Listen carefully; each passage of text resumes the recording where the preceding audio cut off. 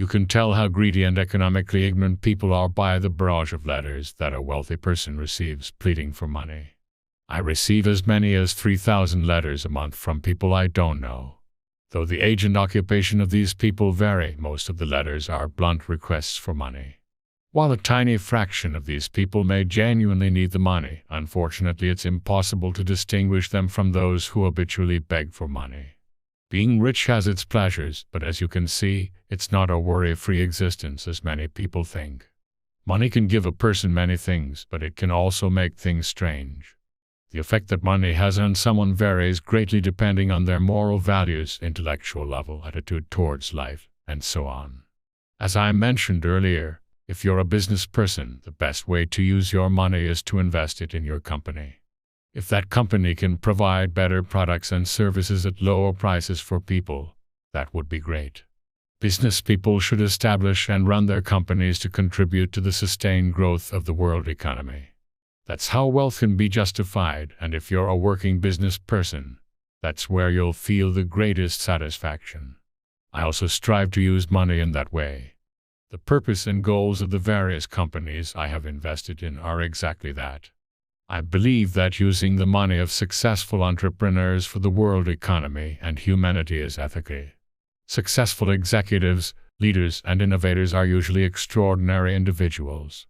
Such people do not conform to the system easily, except when they need to uphold their ideals and beliefs. One young executive I met was a typical organizational person who complied with the world. Today, such people are increasing in number.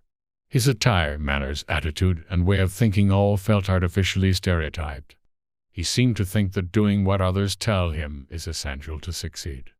However, he complained about not advancing quickly and asked me for advice. How can I be successful and make a lot of money like this?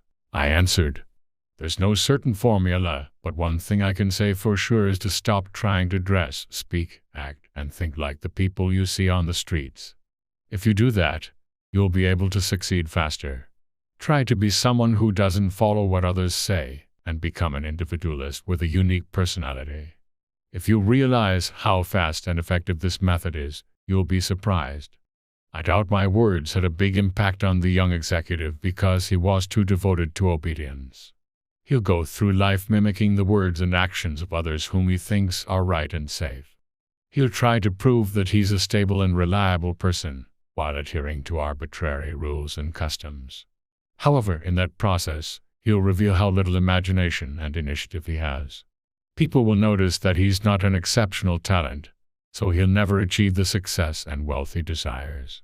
He'll simply move from company to company as an unremarkable executive until he retires. I'm not particularly wise or smart, and I have no intention of judging other people's opinions or beliefs. However, I think I have some knowledge about business in that world. I am convinced that people who just follow others cannot achieve consistent success or make a lot of money in business. Entrepreneurs who want to succeed cannot afford to imitate others. They don't even have time to push their own thoughts and actions into an old frame. Such entrepreneurs must become individualists who can think and act independently. They must be imaginative and resourceful strategists who can stand on their own. To succeed in business, one must not only be able to do business, but also elevate it to the level of art.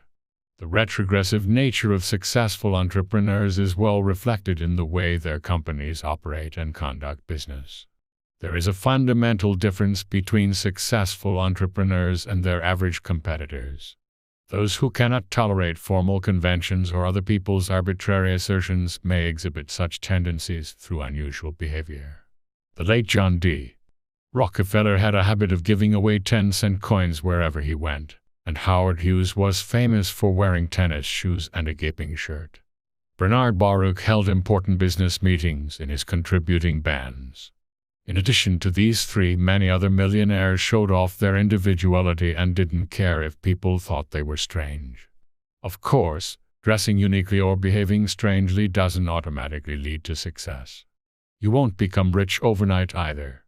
However, I want to emphasize that it is very difficult for those who believe in the fixed ideas that society promotes to succeed. Today's young entrepreneurs blindly follow the behavior patterns of the indiscriminate masses, thinking that it is an essential condition to be recognized by society and to succeed in business. It is disappointing that so many people do this. We have a fundamental role to play in thinking that the majority opinion is always right, which is not true. You can't know everything just because the majority thinks so. I know this through experience. Often, the line between the majority's opinion and hysteria is too thin to see, just as it is in human activity, including business. Just because something is supported by the majority doesn't guarantee its validity.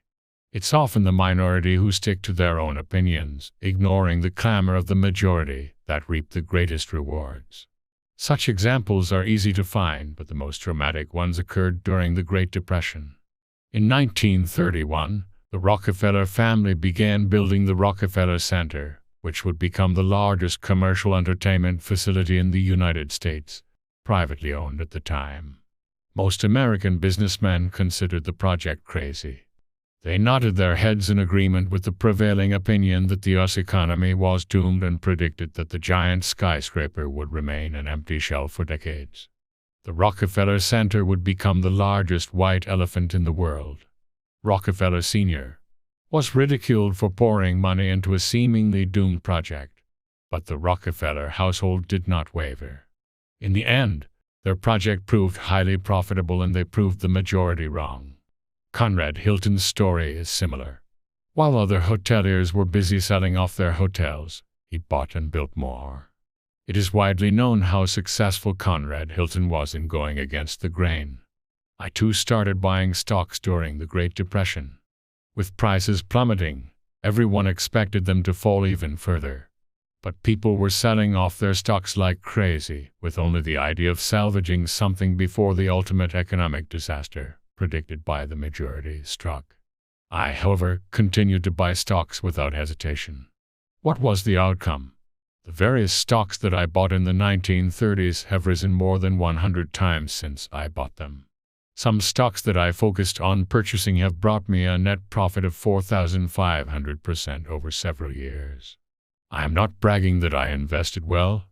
There are other business owners and investors who, like me, have made profits from investments. But we were a tiny minority. We were those who refused to adopt a pessimistic view that was obligatory for the majority dominating that time. Truly successful entrepreneurs have an inherent tendency to live on the opposite side of others. They rebel against being satisfied with the current state. They constantly seek new and better ways to do things or create things. This is how they succeed and accumulate wealth. Thank you.